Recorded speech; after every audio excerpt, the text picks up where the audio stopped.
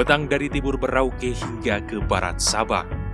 Terdiri atas lebih dari 17.000 pulau, terletak di antara benua Asia dan Australia, serta diapit Samudra Pasifik dan Samudra Hindia. Wilayah yurisdiksi nasional Indonesia memiliki cakupan yang amat luas. Kondisi demikian melahirkan kebutuhan akan pengayaan informasi dan pengetahuan untuk lebih memahami masalah-masalah yang berkaitan dengan kekayaan alam dan keragaman hayati. Perlu adanya program pemetaan dan daerah terpencil dan terisolir yang berkesinambungan, terkoordinir, dan terencana di seluruh wilayah Indonesia. Salah satu realisasinya adalah kegiatan Ekspedisi Negara Kesatuan Republik Indonesia atau Ekspedisi NKRI.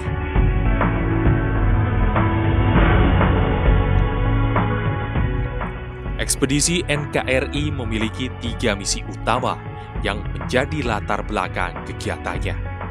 Pertama, rasa peduli dan cinta kepada tanah air untuk meningkatkan, memanfaatkan, serta melestarikan potensi sumber daya manusia dan sumber daya alam di wilayah terpencil dan terisolir.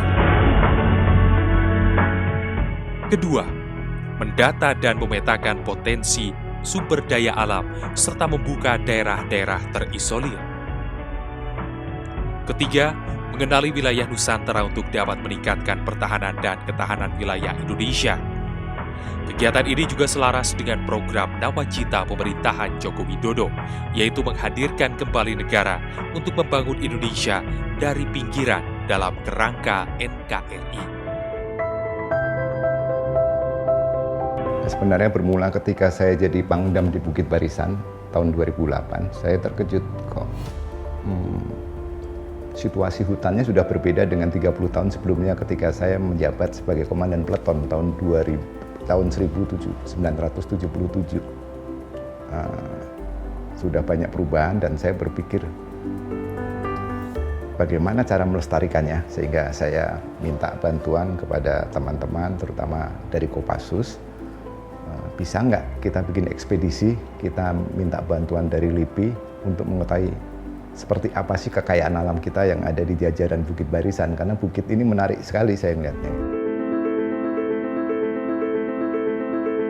Berbeda dengan ekspedisi pada umumnya, menurut Suryo, yang juga mantan Wakil Kepala Staf TNI Angkatan Darat serta mantan Kepala Staf Umum TNI ini, ekspedisi NKRI terbilang istimewa.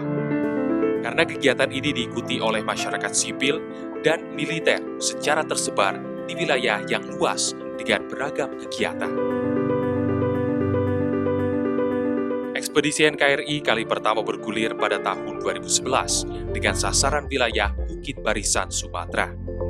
Secara berkesinambungan, kegiatan ekspedisi berlanjut lewat ekspedisi Katulistiwa Kalimantan pada tahun 2012, ekspedisi Koridor Sulawesi tahun 2013, serta ekspedisi Koridor Maluku dan Maluku Utara tahun 2014. Sedangkan pada tahun 2015, ekspedisi NKRI menuju ke Kepulauan Nusa Tenggara. Apa yang dilakukan sudah bagus, penemuan sudah bagus, karena ribuan flora dan fauna baru yang baru ditemukan. Tetapi mengakreditasinya, memverifikasinya butuh waktu, karena itu kan butuh pengakuan dunia. Proses ini yang saya butuhkan pelibatan penuh dari pemerintah. Mungkin Menristek, Menteri Lingkungan Hidup, Kehutanan, sehingga apa yang dilakukan ini tidak berhenti di situ saja hanya sebagai laporan rutin kegiatan tahunan.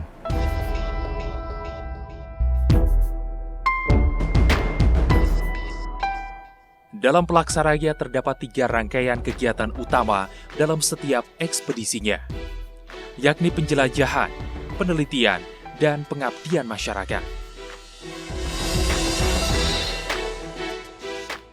2016 Koridor Papua Barat Subkorwil 2 Sorong saya nyatakan dengan resmi dibuka.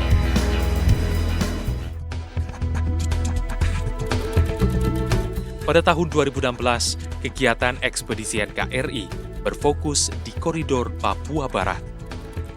Mengusung tema peduli dan lestarikan alam Indonesia seperti 5 ekspedisi sebelumnya, Papua Barat menjadi sasaran wilayah karena memiliki kekayaan sumber daya alam dan keanekaragaman budaya.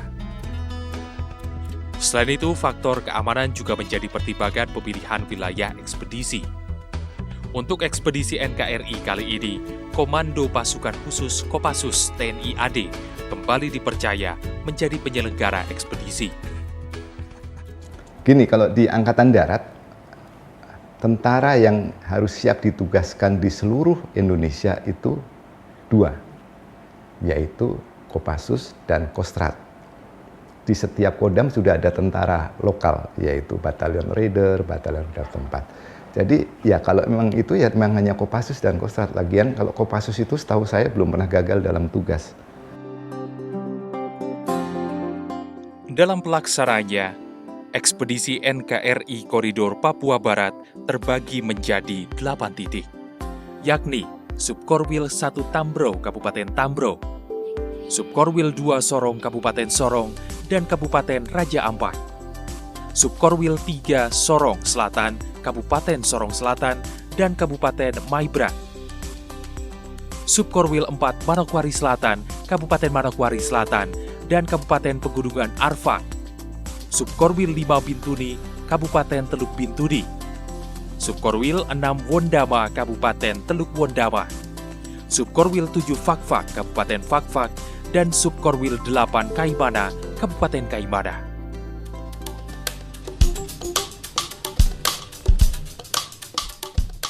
Pelaksanaan ekspedisi ini tidak hanya melibatkan aparat militer, tetapi juga masyarakat umum. Beberapa persyaratan umum bagi calon peserta diantaranya memiliki integritas, loyalitas, dan komitmen terhadap tugas, mampu mengoperasikan komputer dan internet, berbadan sehat, serta bebas narkoba. Calon peserta juga dituntut untuk mandiri dan mampu beradaptasi. Selain itu, terdapat pula persyaratan khusus bagi mahasiswa, yaitu sedang menempuh penelitian skripsi, kuliah praktek, atau cuti kuliah. Sedangkan persyaratan khusus bagi kalangan umum adalah lulusan SMA atau sederajat, D3, S1, S2, dan S3, serta memiliki kemampuan dalam bidang fotografi, sinematografi, SAR, atau pengelolaan media. Ekspedisi NKRI 2016 Koridor Papua Barat melibatkan total 1.193 orang dari berbagai komponen seperti TNI Polri, kementerian, lembaga, akademisi, LSM, serta para tenaga ahli peneliti dan mahasiswa dari 54 universitas seluruh Indonesia. Juga melibatkan masyarakat yang berasal dari pusat dan daerah ekspedisi.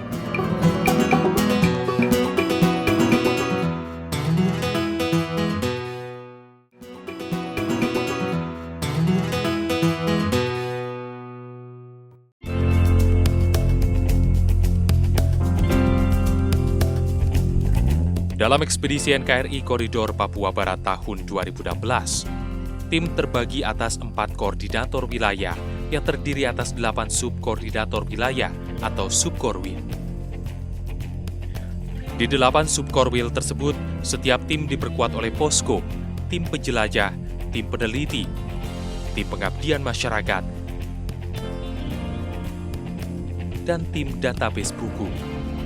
Semua tim berkegiatan di lokasi ekspedisi sama, kurang lebih 4 bulan. Untuk karakteristiknya di 8 subkorwil, rata-rata memang masih boleh kita katakan medannya masih cukup rapat dan terisolasi karena memang pembangunan masih belum begitu merata sampai ke Papua Barat.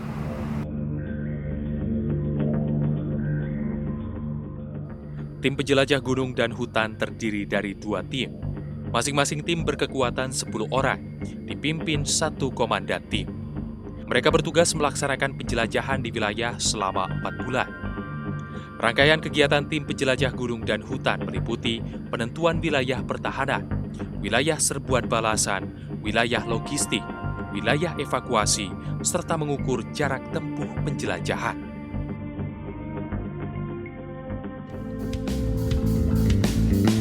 Untuk tim penjelajah rawa, laut, sungai, dan garis pantai. Personil tim terdiri atas 2 tim.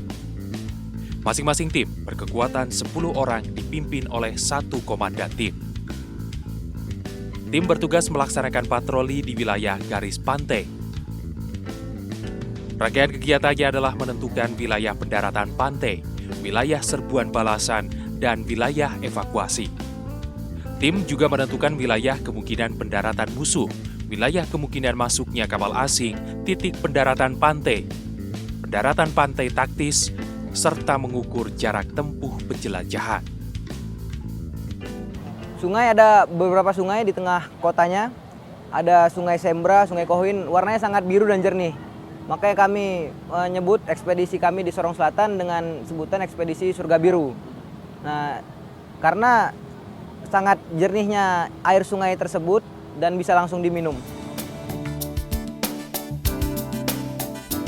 Sedangkan untuk tim penelitian dan pendataan terbagi menjadi 5 kelompok, yaitu tim peneliti flora fauna, kehutanan, geologi, potensi bencana, dan sosial budaya.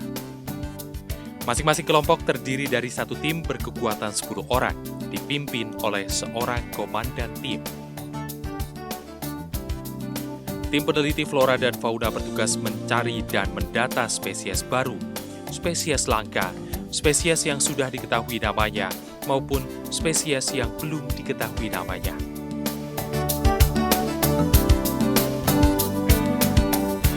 Tim kehutanan mencari dan mendata setiap potensi hutan. Misalnya daerah aliran sungai dan erosi, kayu endemik, kerusakan hutan, illegal logging, tebang liar.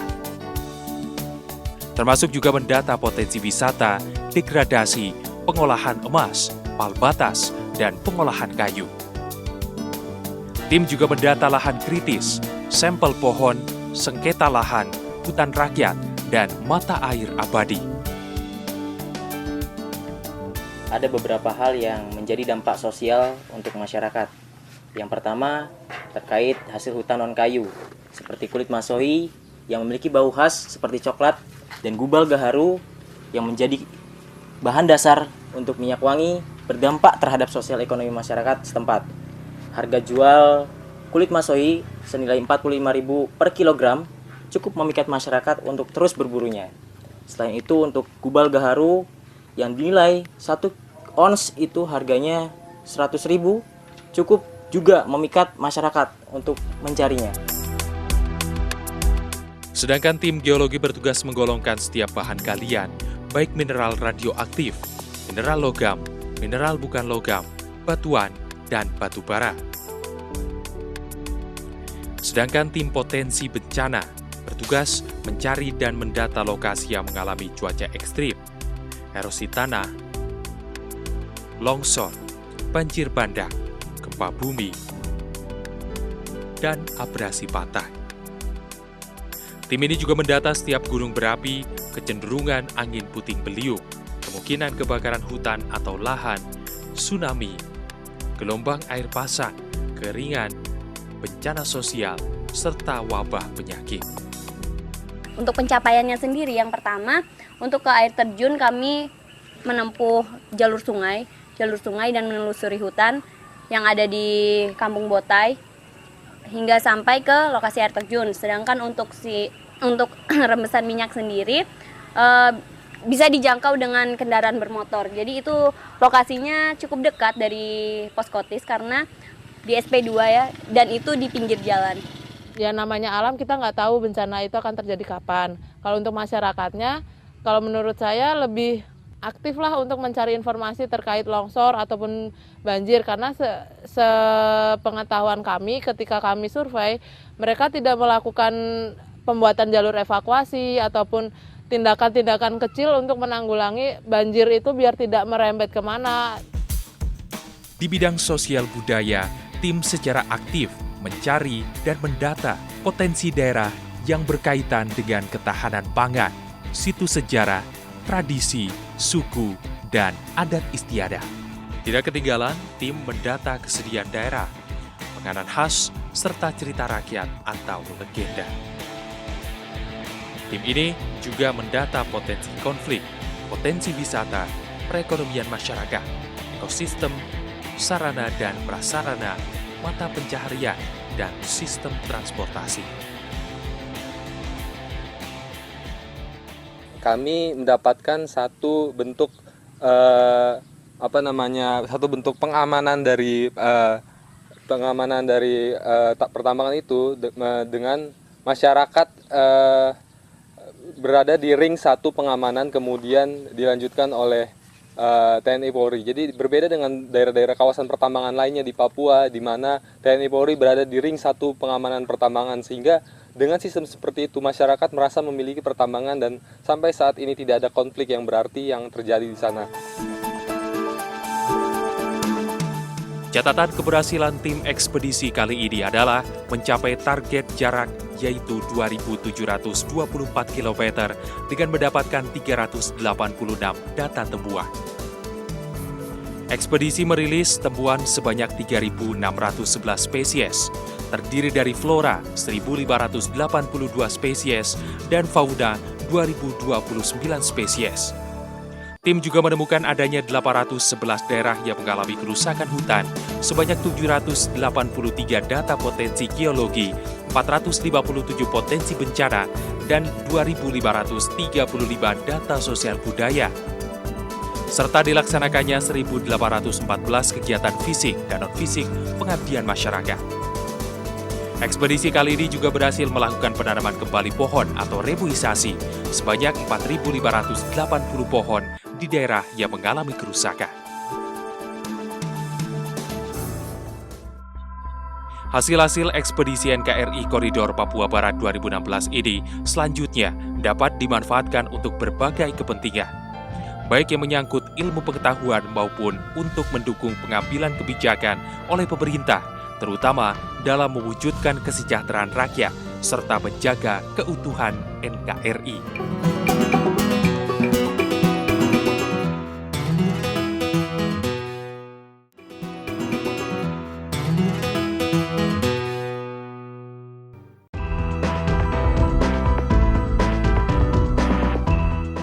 Sejak bergulir kali pertama pada tahun 2011, kegiatan ekspedisi NKRI memberikan kontribusi positif, terutama bagi pendataan dan pengayaan informasi daerah.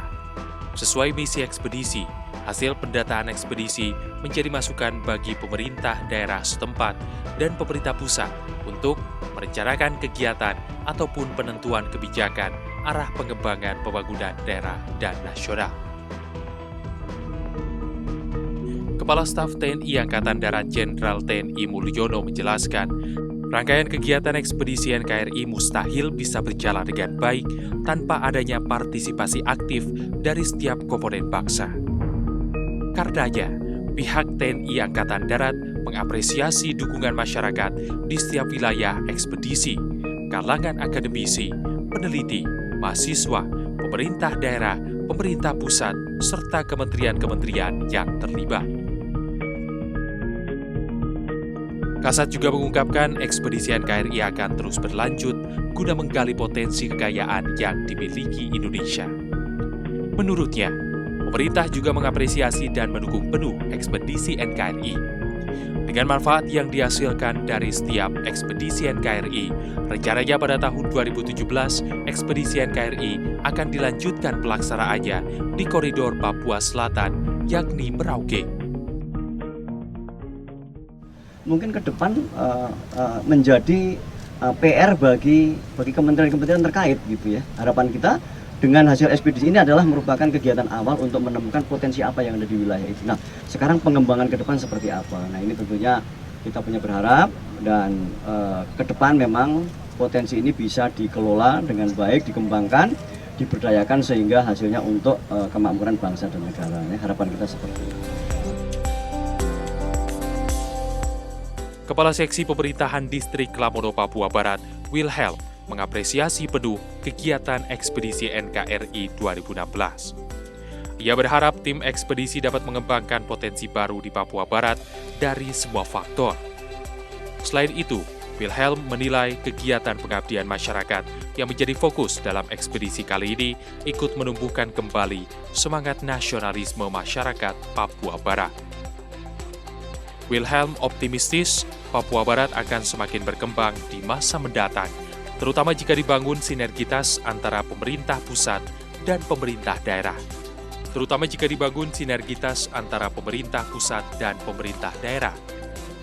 Dalam menyikapi hasil temuan ekspedisi NKRI kali ini.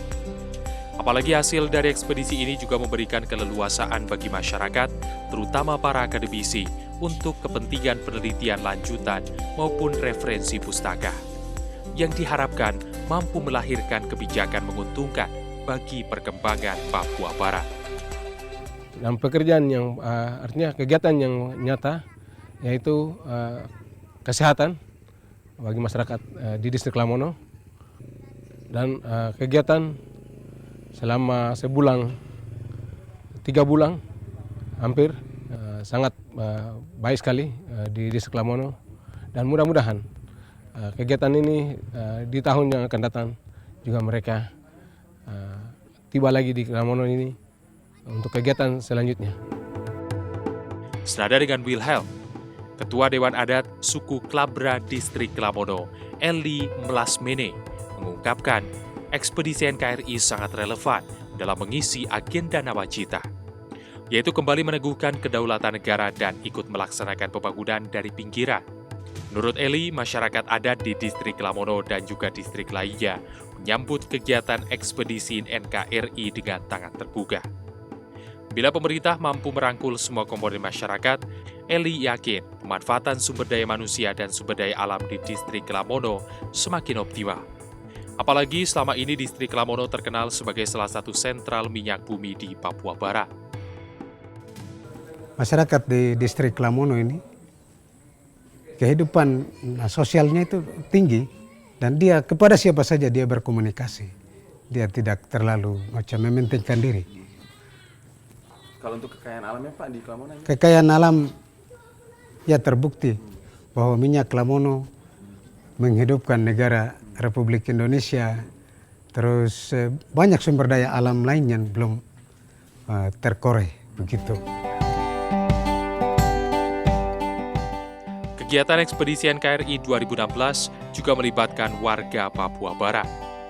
Diakui Risman, dirinya tertarik untuk terjun langsung dalam kegiatan ekspedisi NKRI karena rasa cinta terhadap tanah air. Sebagai putra asli Pulau Papua, Risman merasa terpanggil untuk memberikan sesuatu bagi tanah kelahirannya, karena Pulau Papua juga bagian dari NKRI.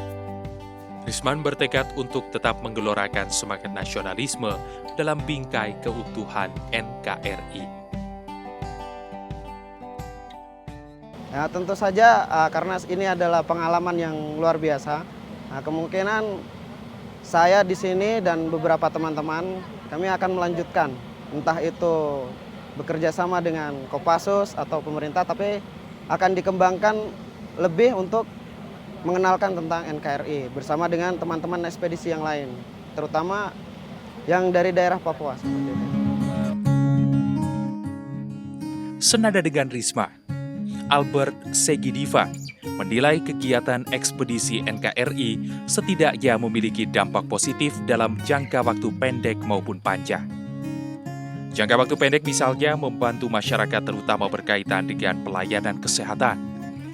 Sedangkan manfaat rentang waktu panjang, salah satunya adalah eksplorasi sumber daya alam akan semakin optimal. Kedepannya kalau bisa, kalau ada memang itu berkaitan dengan, yang kami belum tahu persis itu, apakah ekspedisi itu kan pertama berkaitan dengan sumber daya alam, apakah itu ke depan ada eksplorasi atau bagaimana itu kami belum tahu. Itu mudah-mudahan ke depannya ada seperti itu, ada eksplorasi sehingga pertama itu bisa memberikan peluang kerja kepada orang-orang di sini, terutama pemuda-pemuda. Setiap ekspedisi yang dilakukan tentu memberikan harapan.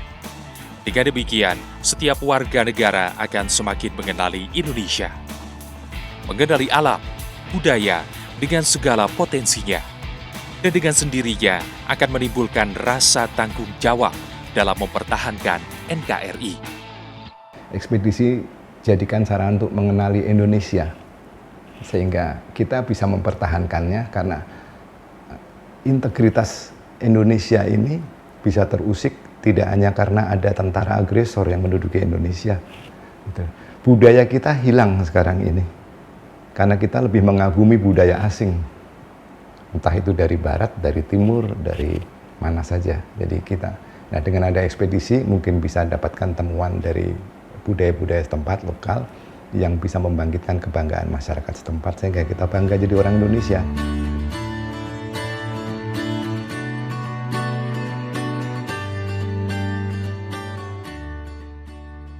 Ekspedisi NKRI 2016 yang merupakan kegiatan terpadu yang digagas TNI Angkatan Darat ini perlu terus digemakan ke seluruh pelosok negeri. Melalui penanganan dan pengelolaan yang semakin baik, kegiatan ini akhirnya memberikan dampak positif serta menciptakan kemanfaatan yang lebih besar. Serta untuk membangun kepedulian, kecintaan terhadap kelestarian alam, keragaman dalam bingkai negara Kesatuan Republik Indonesia.